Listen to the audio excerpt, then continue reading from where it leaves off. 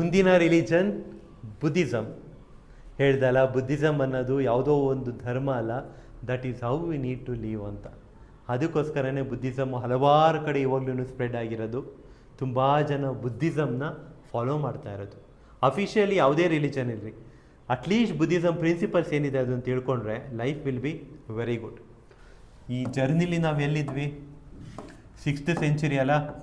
6th ಸೆಂಚುರಿಲಿ Jainism ಮತ್ತು ಬುದ್ಧಿಸಮ್ನ ಉದ್ಭವ ಆಯಿತು, ಚೇಂಜ್ ಆಯಿತು ವೇದಿಕ್ ಸಿವಿಲೈಸೇಷನ್ಗಿಂತ. ಅವಾಗ ಮಹಾಜನಪದ ಸಂತನೂ ಉಟ್ಕೊಂಡ್ರು. ಸಿಕ್ಕು ಪುಟ್ಟು ಸಾಮ್ರಾಜ್ಯಗಳು ಮುಂದಕ್ಕೆ ಬಂದಾಗ ಅದ್ರ ಬಗ್ಗೆ ಎಕ್ಸ್ಪ್ಲೇನ್ ಮಾಡ್ತೀನಿ ನೆಕ್ಸ್ಟ್ ಕ್ಲಾಸಲ್ಲಿ. ಆ ಸಾಮ್ರಾಜ್ಯನೂ ಉಟ್ಕೊಂತು ನರಬಲಿ, ಬಲಿದಾನ, ಆಮೇಲೆ ಇದು ರಿಚುವಲ್ಸ್ ಮಾಡೋದು, ರಾಜರು, ಯುದ್ಧ, ಅವೆಲ್ಲನೂ ಸ್ಟಾರ್ಟ್ ಆಯಿತು. ಅವಾಗಲೇ ಬಂದಿದ್ದು ಜೈನಿಸಮ್, ಬುದ್ಧಿಸಮ್. ಇದು ನಂತರ ಬಂದಿದ್ದು 563 BC ಇಲ್ಲಿ 6th ಸೆಂಚುರಿ. ಅದಾದಮೇಲೆ ಇಲ್ಲಿ 5th ಸೆಂಚುರಿ ಅಂದ್ಕೊಳ್ಳೋಣ, 500 BC ಅಂತ. ಈ ಮಧ್ಯದಲ್ಲಿ ಒಂದು ಈವೆಂಟ್ ನಡೆಯುತ್ತೆ. ಒಬ್ಬ ಹುಡುಗನ ಜನನ ಆಗುತ್ತೆ. ಸಿದ್ಧಾರ್ಥ ಅಂತ ಅವನ ಹೆಸರು. ಸಿದ್ಧಾರ್ಥ ಅಂತ ಅವನ ಹೆಸರು. ದೊಡ್ಡ ರಾಜಮನೆತನಕ್ಕೆ ಸೇರಿದಂಥ ಹುಡುಗ. ಹುಟ್ಟಿದ ತಕ್ಷಣ ಕೆಲವೇ ವರ್ಷಗಳಲ್ಲಿ ತಾಯಿ ತೀರ್ಕೊತಾರೆ. ತಂದೆನೇ ಅವ್ರನ್ನ ಓದಿಸ್ಕೊಂಡು ಬೆಳೆಸ್ತಾ ಇರ್ತಾರೆ. ಮತ್ತು ಚಿಕ್ಕಮ್ಮ, ತಂದೆ ಮತ್ತು ಚಿಕ್ಕಮ್ಮ ಜೊತೆ ಬೆಳೀತಾ ಇರ್ತಾನೆ ಹುಡುಗ. ಯಾವಾಗ ರಾಜ ಪರಂಪರೆಗೆ ಸೇರಿದವರಾಗಿರೋದ್ರಿಂದ ಅವರ ತಂದೆ ಒಂದು ಜ್ಯೋತಿಷ್ಯನ ಕರ್ಕೊ ಹೋಗಿ ರಾಜಗುಳುಗಳ ಹತ್ರ ಜ್ಯೋತಿಷ್ಯ ತೋರಿಸ್ತಾರೆ. ನೋಡಿ, ನಮ್ಮ ಯುವರಾಜನ ಜ್ಯೋತಿಷ್ಯ ಯಾವ ಥರ ಇದೆ, ಮುಂದಕ್ಕೆ ಏನಾಗ್ತಾನೆ ಅಂತ. ಜ್ಯೋತಿಷ್ಯ ಅದನ್ನು ನೋಡಿ 2 ಸ್ಟೇಟ್ಮೆಂಟ್ನ ಕೊಡ್ತಾನೆ. ನೋಡಿ ರಾಜರೇ, ನಿಮ್ಮ ಮಗ ಇಡೀ ಭೂಮಿಲಿ ಅತಿ ದೊಡ್ಡ ರಾಜ, ಎಂಪರರ್ ಆಗ್ತಾನೆ. ಅತಿ ದೊಡ್ಡ ಎಂಪರರ್, ಭೂಮಿಲಿ ಯಾರೂ ಕಂಡು ಕೇಳಿರೋದಂಥ ದೊಡ್ಡ ಸಾಮ್ರಾಜ್ಯ ಕಟ್ಟಿ ಎಂಪರರ್ ಆಗ್ತಾನೆ. ಇಲ್ಲ ಅಂದರೆ ಇಡೀ ಪ್ರಪಂಚ ಎಂದೂ ನೆನೆಸ್ಕೊಳ್ಳೋ ಅಂತಹ ಸ್ಪಿರಿಚುವಲ್ ಲೀಡರ್ ಆಗ್ತಾನೆ. ಸೊ 2 ಆಗುವಂಥ ಅವಕಾಶ ಇದೆ, ದೊಡ್ಡ ಎಂಪರರ್ ಅಥವಾ ದೊಡ್ಡ ಸ್ಪಿರಿಚುವಲ್ ಲೀಡರ್. ತಂದೆಗೆ ಏನು ಆಸೆ ಇರುತ್ತೆ? ಯಾವುದೇ ತಂದೆಗಾಗಲಿ ಎಂಪರರ್ ಮಾಡ್ಬೇಕು ಮಗನ್ನ. ರಾಜ ಕುಟುಂಬಕ್ಕೆ ಸೇರಿದವನು ನನ್ನ ಮಗ ಇಡೀ ಭೂಮಿನ ಆಳೋ ಎಂಪರರ್ ಆಗ್ತಾನೆ ಅಂತ ಹೇಳಿದ್ದಾರೆ ಅಂದರೆ ಅವನಿಗೆ ಅದೇ ದಾರಿಲಿ ಕರ್ಕೋಗ್ಬೇಕು. ಈ ಸ್ಪಿರಿಚುವಲ್ಲು ಇದ್ರ ಕಡೆ ಸ್ವಲ್ಪ ಜ್ಞಾನನೂ ಬರಬಾರ್ದು ಅಂತ ರಾಜ ಡಿಸೈಡ್ ಮಾಡ್ಕೋತಾನೆ. ಸಿದ್ಧಾರ್ಥ ಅವರ ತಂದೆ ಚಿಕ್ಕ ವಯಸ್ಸಿಂದನೇ ಅವನಿಗೆ ಅರಮನೆಯಿಂದ ಆಚೆ ಬರೋಕ್ಕೆ ಬಿಡಲ್ಲ. ಪ್ಯಾಲೇಸಲ್ಲೇ ಸಿದ್ಧಾರ್ಥ ಇರ್ತಾನೆ, ಅಲ್ಲೇ ಕಾಳ ಕಡಿತಾ ಇರ್ತಾನೆ. ದೊಡ್ಡ ಪ್ಯಾಲೇಸು, ಅಲ್ಲಿರೋ ಅಂಥ ಲಕ್ಸುರಿ, ಮ್ಯೂಸಿಕ್ಕು, ಗಾರ್ಡನ್ಸು, ನೃತ್ಯ ಕಲೆ, ಕ್ಲೋತ್ಸು, ಯಾವ ಥರ ರಾಜರು ಕ್ಲೋತ್ಸ್ ಬಳಸ್ತಾರಲ್ಲ, ಬಟ್ಟೆಗಳು ನೋಡ್ತಾರಲ್ಲ, ಆ ಥರ ಎಲ್ಲನೂ ವಸ್ತ್ರಾಲಂಕಾರ ಎಲ್ಲನೂ ಸಿದ್ಧಾರ್ಥ ಕೊಟ್ಟಿರ್ತಾನೆ. ಕೇವಲ ಒಂದು ಕಷ್ಟನೂ ಚಿಕ್ಕ ವಯಸ್ಸಿಂದ ಸಿದ್ಧಾರ್ಥಗೆ ಹೇಳ್ಕೊಟ್ಟಿರಲ್ಲ. ಕಷ್ಟ ಬಂದರೆ ಎಲ್ಲಿ ಹೋಗ್ಬಿಡ್ತಾನೋ ತವಯ ತಂದೆಗೆ. ದೊಡ್ಡ ಸಾಮ್ರಾಜ್ಯ, ಇಡೀ ಭೂಮಿ ಆಳೋ ರಾಜ ಆಗ್ತಾನೆ ಎಂದಿದ್ದಾರೆ ಜ್ಯೋತಿಷರು. ರಾಜ ಆಗಲೇಬೇಕು ನನ್ನ ಮಗ. ಎಂದಿಗೂ ಅವನಿಗೆ ಸ್ಯಾರೋಸ್, ಜೀವನದ ಕಷ್ಟ, ಆಚೆಯ ಕಷ್ಟ ಎಂದೂ ಗೊತ್ತಾಗಬಾರ್ದು ಅಂತ ಅವನನ್ನು ಬಿಡದೇ ಇಲ್ಲ ಆಚೆ. ಸಾಮ್ರಾಜ್ಯ ಪ್ಯಾಲೇಸಿಂದ ಆಚೆ ಬಿಡದೇ ಇಲ್ಲ. ಸಿದ್ಧಾರ್ಥ ದೊಡ್ಡವನು ಆಗ್ತಾ ರಿಕ್ವೆಸ್ಟ್ ಮಾಡ್ತಾನೆ ತಂದೆಗೆ, ಅಪ್ಪ ಒಂದ್ಸಲ ಆದ್ರೂ ಆಚೆ ನೋಡ್ಕೊಬರ್ತೀನಿ, ಪ್ಯಾಲೇಸಲ್ಲಿ ಇದ್ದು ಬೇಜಾರಾಗಿದೆ ಅಂತ. ತಂದೆಗೆ ಆತಂಕ ಬಿಡಲ್ಲ, ಎಲ್ಲ ಆಚೆ ಹೋದರೆ ಎಂಪರರ್ ಅವಕಾಶ ಕಳ್ಕೊಡ್ತಾನೆ ಅಂತ. ಆದ್ರೂ ಸಿದ್ಧಾರ್ಥ ಆಟ ಮಾಡಿ ಒಂದ್ಸಲ ಆದರೂ ಆಚೆ ಪ್ರಪಂಚ ನೋಡ್ತೀನಿ, ನಾನು ಎಲ್ಲೂ ಹೋಗಲ್ಲ, ಕುದುರೆ ಗಾಡೀಲಿ ಅದ್ರೊಳಗಡೆ ಎಲ್ಲಿ ಹೋಗ್ತೀನಿ, ವಾಪಸ್ ಬಂದ್ಬಿಡ್ತೀನಿ, ಎಲ್ಲೂ ಹೋಗಲ್ಲ ಅಂತಾನೆ. ಮತ್ತೆ ಓಕೆ ಅಂತ ಜರ್ನಿ ಸ್ಟಾರ್ಟ್ ಮಾಡ್ತಾನೆ ಸಿದ್ಧಾರ್ಥ. ಪ್ಯಾಲೇಸಿಂದ ಜರ್ನಿ ಸ್ಟಾರ್ಟ್ ಮಾಡ್ತಾನೆ. ಅವನ ಕುದುರೆನ ಓಡಿಸ್ತಾ ಇರೋನು, ಕುದುರೆ ಗಾಡಿನ ಓಡಿಸ್ತಾ ಇರೋನು ಹೆಸರು ಚೆನ್ನ ಅಂತ. ಸಿದ್ಧಾರ್ಥನ ಅವರ ಪ್ರಿಯ ಚೆನ್ನ ಅಂತ ಅವನು ಕುದುರೆ ಓಡಿಸ್ತಾ ಇರ್ತಾನೆ. ಅವನ ಹಿಂದ್ಗಡೆ ಸಿದ್ಧಾರ್ಥ ಕೂತ್ಕೊಂಡು ಯೌವನದಲ್ಲಿ ಏಜ್ಗೆ ತಲುಪಿರ್ತಾನೆ. ಅವಾಗ ಕೂತ್ಕೊಂಡು ಅವನು ಟ್ರಾವೆಲ್ ಮಾಡ್ತಿರ್ತಾನೆ. ಮದುವೆ ಆಗಿರುತ್ತೆ, ಮಗು ಆಗಿರುತ್ತೆ ಸಿದ್ಧಾರ್ಥಗೆ. ಯಾವಾಗ ಅವನು ಟ್ರಾವೆಲ್ ಮಾಡ್ತಾ ಇರ್ತಾನೆ, ಆಚೆ ನೋಡ್ಕೊಬರ್ತೀನಿ ಅಂತ ಮೊದಲನೇ ಬಾರಿ ಬಂದಿದ್ದಾನೆ ಆಚೆ ನೋಡೋಕ್ಕೆ. ತಂದೆ ಬಿಟ್ಟಿರಲ್ಲ, ಯಾಕೆ? ಭೂಮಿನ ಆಳೋ ದೊಡ್ಡ ದೊರೆ ಆಗಬೇಕು ಅಂತ. ಯಾವಾಗ ಇಲ್ಲಿ ಟ್ರಾವೆಲ್ ಮಾಡ್ತಾ ಇರ್ತಾನೆ, ಟ್ರಾವೆಲ್ ಮಾಡ್ತಾ ಮೊದಲನೇ ಇನ್ಸಿಡೆಂಟ್ ಒಂದು ಕಣ್ಣಿಗೆ ಬಿಡುತ್ತೆ ಸಿದ್ಧಾರ್ಥಂಗೆ. ಏನು ಇನ್ಸಿಡೆಂಟು? ಓಲ್ಡ್ ಮ್ಯಾನ್ನ ನೋಡ್ತಾನೆ, ವಯಸ್ಸಾಗಿರೋ ಅಂತ ಒಬ್ಬ ವ್ಯಕ್ತಿನ ಸಿದ್ಧಾರ್ಥ ನೋಡ್ತಾನೆ. ಸಿದ್ಧಾರ್ಥ ವ್ಯಕ್ತಿನ ನೋಡಿ ಗಾಡಿ ಓಡಿಸ್ತಾ ಇರ್ತಾನಲ್ಲ, ಕುದುರೆ ಗಾಡಿ, ಚೆನ್ನಾಗಿ ಕೇಳ್ತಾನೆ, ಚೆನ್ನಾಗಿ ಎಲ್ಲರಿಗೂ ವಯಸ್ಸಾಗುತ್ತಾ? ಅಲ್ಲೊಬ್ರು ತಾತ ಹೋಗ್ತಾ ಇದ್ದಾರೆ ವಯಸ್ಸಾದವ್ರು, ಎಲ್ಲರಿಗೂ ವಯಸ್ಸಾಗುತ್ತಾ ಅಂತ. ಚೆನ್ನ ಹೇಳ್ತಾನೆ, ಹೌದು ಮಹಾರಾಜರೇ, ವಯಸ್ಸಾಗದೇ ಇರೋರು ಯಾರಿದ್ದಾರೆ? ಎಲ್ಲರಿಗೂ ವಯಸ್ಸಾಗೇ ಆಗುತ್ತೆ. ಓಕೆ. ಇನ್ನೂ ಮುಂದೆ ಹೋಗ್ತಾ ಇರ್ತಾನೆ, ಇನ್ನೂ ಒಂದು ಇನ್ಸಿಡೆಂಟ್ ನೋಡ್ತಾನೆ. ಸಿಕ್ ಮ್ಯಾನ್, ತೀರಾ ಹುಷಾರಿಲ್ದಿರೋ ನರಳ್ತಾ ಇರೋ ಒಂದು ವ್ಯಕ್ತಿನ ನೋಡ್ತಾನೆ. ಚೆನ್ನ, ಎಲ್ಲಾರ್ಗೂ ಹುಷಾರು ತಪ್ಪುತ್ತಾ, ಯಾಕೆ ಆ ವ್ಯಕ್ತಿಗೆ ಆ ಥರ ಇದ್ದಾನೆ, ಏಂತಕ್ಕೆ ಕಾಯಿಲೆ ಇದೆ, ಎಲ್ಲರಿಗೂ ಕಾಯಿಲೆ ಬರುತ್ತಾ ಅಂತ. ಚೆನ್ನ, ಹೌದು ಸ್ವಾಮಿ, ಎಲ್ಲರಿಗೂ ಕಾಯಿಲೆ ಬರುತ್ತೆ, ಹೆಲ್ತ್ ಏನು ಶಾಶ್ವತ ಅಲ್ಲ, ಆರೋಗ್ಯ ಎಲ್ಲಿ ಶಾಶ್ವತ, ಯಾರೇ ಒಂದು ದಿವಸ ನಮ್ಮ ಬಾಡಿ ಆರೋಗ್ಯ ಕಳ್ಕೊಳ್ಳುತ್ತೆ ಅಂತ. ಓಕೆ, ಮುಂದೆ ಹೋಗ್ತಾ ಇರ್ತಾನೆ.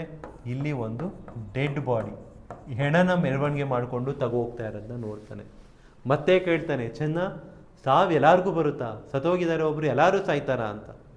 ಹೌದು ಮಹಾರಾಜರೇ, ಎಲ್ಲರೂ ಸಾಯ್ತಾರೆ, ಈ ಜೀವನ ಎಲ್ಲಿ, ಎಲ್ಲರೂ ಹೋಗೋದೇ ಅಲ್ವಾ ಒಂದು ದಿವಸ ಅಂತ. ಇನ್ನೂ ಸ್ವಲ್ಪ ಮುಂದೆ ಮುಂದೆ ಹೋಗ್ತಾ ಕೊನೆ ಇನ್ಸಿಡೆಂಟ್ ನೋಡ್ತಾನೆ. ಮಾಂಕ್, ಒಬ್ಬ ಸನ್ಯಾಸಿ ನೋಡ್ತಾನೆ. ಅವನು ಖುಷಿಯಾಗಿ ಹೋಗ್ತಾ ಇರ್ತಾನೆ, ಖುಷಿಯಾಗಿ ಏನೂ ತಲೆನೋವಿಲ್ಲದೆ ಹ್ಯಾಪಿಯಾಗಿ ಮಾಮೂಲಿ ಹೋಗ್ತಾ ಇರ್ತಾನೆ. ಈ 4 ಇನ್ಸಿಡೆಂಟ್ನ ನೋಡಿಕೊಂಡು ಮನೆಗೆ ಪ್ಯಾಲೇಸ್ಗೆ ವಾಪಸ್ ಬಂದಿರೋಂಥ ಸಿದ್ಧಾರ್ಥನಿಗೆ ರಾತ್ರಿ ಎಲ್ಲ ನಿದ್ದೆ ಬರಲ್ಲ, ಯೋಚನೆ ಸ್ಟಾರ್ಟ್ ಆಗುತ್ತೆ. ನಾನು ಏನು ಮಾಡ್ತಾ ಇದ್ದೀನಿ, ಹಾಗಾದರೆ ಇಷ್ಟೊಂದು ಜೀವನ, ಯಾವತ್ತೋ ಒಂದು ದಿವಸ ದೇಹ ಹೋಗಬೇಕು, ಯಾವತ್ತೋ ಒಂದು ದಿವಸ ಹುಷಾರು ತಪ್ತೀವಿ, ಯಾವತ್ತೋ ಒಂದು ದಿವಸ ಸಾಯ್ತೀವಿ ಅಂದರೆ ಇಷ್ಟೊಂದು ನಮಗೆ ಆಸ್ತಿ ಸ್ವಾರ್ಥ ಎಲ್ಲ ಏನು ತೆಗಬೇಕು ಅನ್ನೋದು ಅವನಿಗೆ ಚಿಂತೆ ಸ್ಟಾರ್ಟ್ ಆಗುತ್ತೆ. ಇದೇ ಥರ ಯೋಚನೆ ಮಾಡ್ತಾ ಮಾಡ್ತಾ 29ನೇ ವಯಸ್ಸಿದ್ದಾಗ ಸಿದ್ಧಾರ್ಥ ಮನೆಯಿಂದ ಆಚೆ ಹೋಗೋಕ್ಕೆ ಡಿಸೈಡ್ ಮಾಡ್ತಾನೆ. ತಂದೆ ಏನು ಆಗಬಾರ್ದು ಅಂದ್ಕೊಂಡಿರ್ತಾನೋ, ತಂದೆಗೆ ಎಂಪರರ್ ಆಗೋಕ್ಕೆ ಇಷ್ಟ, ಮಗ ಸ್ಪಿರಿಚುವಲ್ ಲೀಡರ್ ಏನು ಆಗಬಾರ್ದು ಅಂದ್ಕೊಂಡಿರ್ತಾನೋ ಆ ರೂಟ್ನ ಆಲ್ರೆಡಿ ಸಿದ್ಧಾರ್ಥ ಚೂಸ್ ಮಾಡಿರ್ತಾನೆ. 29ನೇ ವಯಸ್ಸಿಗೆ ಮನೆನ ಬಿಡ್ತಾನೆ. ನಡು ರಾತ್ರಿಲಿ ಪ್ಯಾಲೇಸ್ನಿಂದ ಆಚೆ ಓಡ್ತಾನೆ. ಮತ್ತೆ ಪ್ಯಾಲೇಸ್ಗೆ ಅವನು ಹಿಂದಡಿ ಯಾವತ್ತೂ ವಾಪಸ್ ಹೋಗಲ್ಲ. 6 ವರ್ಷಗಳ ಕಾಲ 6 ಇಯರ್ಸ್ ಅಲೆಮಾರಿ ಜೀವನ ಅಲ್ಲಿ ಇಲ್ಲಿ ಎಲ್ಲ ಕಡೆಯೂ ಹರಿತಾ ಇರ್ತಾನೆ. ನನಗೆ ಸತ್ಯ ಗೊತ್ತಾಗಬೇಕು, ಸತ್ಯದ ಹುಡುಕಾಟದ ಜೀವನ ಅಂತಾರೆ. ಸಿದ್ಧಾರ್ಥನ ಸತ್ಯದ ಹುಡುಕಾಟದ ಜೀವನ ಹುಡುಕ್ತಾ ಇರ್ತಾನೆ. ಸತ್ಯ ಗೊತ್ತಾಗಬೇಕು, ಇಷ್ಟೊಂದು ಇದೆ, ಇಷ್ಟೊಂದು ಕಷ್ಟಗಳಿವೆ ಅಂದರೆ ಏನು ಸತ್ಯ, ಹಂಗಾರೆ ಜೀವನದ ಮೂಲ ಯಾವುದು, ಮೋಕ್ಷ ಹೇಗೆ ಅಂತ ಹುಡುಕಾಟದಲ್ಲಿ ಇರ್ತಾನೆ. ಹಾಗೆ ಹುಡುಕ್ತಾ ಹುಡುಕ್ತಾ ಹುಡುಕ್ತಾ ಒಂದು ಮರದ ಕೆಳಗಡೆ ಕೂತ್ಕೊತಾನೆ. ಇಲ್ಲ, ನನಗೆ ಸತ್ಯದ ಅರ್ಥ ಆಗಲೇಬೇಕು ಅಂತ 6 ವರ್ಷದ ಅಲೆಮಾರಿ ಜೀವನದಲ್ಲಿ ಹಲವಾರು ಕಷ್ಟ ಅನುಭವಿಸಿರ್ತಾನೆ. ತುಂಬ ದಿನಗಳ ಕಾಲ ಉಪವಾಸ ಇರ್ತಾನೆ. ಕೊನೆಗೂ ಒಂದು ಮರದ ಕೆಳಗಡೆ ಕೂತ್ಕೊಂಡು, ನಾನು ಈ ಮರದಿಂದ ಆಚೆ ಎದೋಳಲ್ಲ, ಈ ಕೂತಿರೋ ಜಾಗದಿಂದ ಎದೋಳಲ್ಲ, ನನಗೆ ಜ್ಞಾನೋದಯ ಆಗೋವರೆಗೂ, ಈ ಸತ್ಯದ ಅರ್ಥ ಏನು ಅಂತ ಗೊತ್ತಾಗೋವರೆಗೂ ನಾನು ಎದೋಳಲ್ಲ ಅಂತ ಗಟ್ಟಿತನ ಮಾಡಿ ಕೂತ್ಕೋತಾನೆ. ನಂತರ ಕೆಲವು ದಿನಗಳಲ್ಲಿ ಅವನಿಗೆ ಎನ್ಲೈಟ್ಮೆಂಟ್, ಜ್ಞಾನೋದಯ ಆಗುತ್ತೆ. ಆ ಜ್ಞಾನೋದಯ ಯಾವಾಗ ಆಗುತ್ತೆ, ನಮ್ಮ ಸಿದ್ಧಾರ್ಥ ಆಗಿನಿಂದ ಗೌತಮ ಬುದ್ಧನಾಗಿ ಬದಲಾಗ್ತಾನೆ. The very famous Bodhi tree ಕೆಳಗಡೆ ಹೋಗಿ ಸಿದ್ಧಾರ್ಥ ಕೂತ್ಕೊಳ್ಳೋದು. ಆ ಸಿದ್ಧಾರ್ಥ ಗೌತಮ ಅವನ ಫುಲ್ ಹೆಸರು. ಅದು ಅವಾಗಲಿಂದ ನಾನು ಗೌತಮ ಬುದ್ಧ ಆಗಿ ಶುರು ಆಗುತ್ತೆ. So he will become enlightenment and he is world famous Gautama Buddha. ಅಲ್ಲಿಂದ ಇವನ ಪ್ರೀಚಿಂಗ್, ಸತ್ಯ, ಮೋಕ್ಷ, ಜೀವನ ನಡೆಸಬೇಕಾಗಿರೋ ದಾರಿನ ಪ್ರೀಚ್ ಮಾಡ್ಕೊಂಡು ಶುರು ಮಾಡ್ಕೊಂಡು ಹೋಗ್ತಾನೆ. 80 ವರ್ಷಗಳ ಕಾಲ, 35ನೇ ವರ್ಷಕ್ಕೆ ಎನ್ಲೈಟ್ಮೆಂಟ್ ಬರುತ್ತೆ.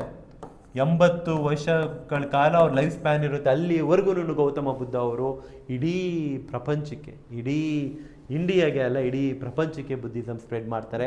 ಅವರು ಕಾಲ ಕ್ರಮಾಂಕದಲ್ಲಿ ಅಲ್ಲದೆ ಬೇರೆ ಯಾವ ರಾಜರು ಬಂದ್ರಲ್ಲ ಮುಂದೆ, ಎಲ್ಲನೂ ಬುದ್ಧಿಸಮ್ನ ಸ್ಪ್ರೆಡ್ ಮಾಡ್ಕೊ ಹೋಗ್ತಾರೆ. ಹಲವಾರು ಸೆಂಚುರೀಸ್, 1-2 ವರ್ಷಗಳ ಕಾಲ ಅಲ್ಲ, ಹಲವಾರು ಸೆಂಚುರೀಸ್ ಬುದ್ಧಿಸಮ್ ಸ್ಪ್ರೆಡ್ ಆಗುತ್ತೆ. ನೇಪಾಳಲ್ಲಿ ಇವರ ಜನನ ಆಗೋದು ಸಿದ್ಧಾರ್ಥ ಅವ್ರದ್ದು. ನೇಪಾಳದ ಲುಂಬಿಣಿಲಿ, ಅಲ್ಲಿಂದ ಶುರು ಮಾಡಿ ನೇಪಾಳದಲ್ಲಿ ಬುದ್ಧಿಸಮ್, ಭೂತಾನಲ್ಲಿ ಬುದ್ಧಿಸಮ್, ಇಂಡಿಯಾದಲ್ಲೂ ಬುದ್ಧಿಸಮ್, ಇದರಿಂದ ಆಚೆ ಹೋಗ್ತಾರೆ.